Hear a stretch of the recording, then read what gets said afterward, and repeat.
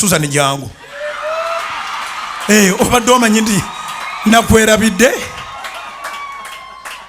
owulidde twegezeemu mikolo gituwuuba tuvaawa tuve eno bakwatawa nze mba nyina kukwata bwenti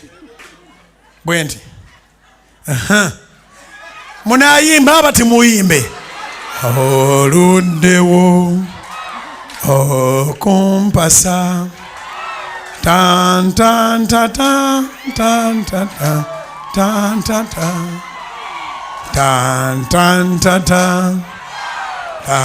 tan ta tan tan ta ta kubira iwe sengale ez'amaanyi ngenda kukuba embaga otambudde bulungi Susan Makula Bujjingo okumbye bulungi nzo kutera embaga kale ddayo otuule. I love you.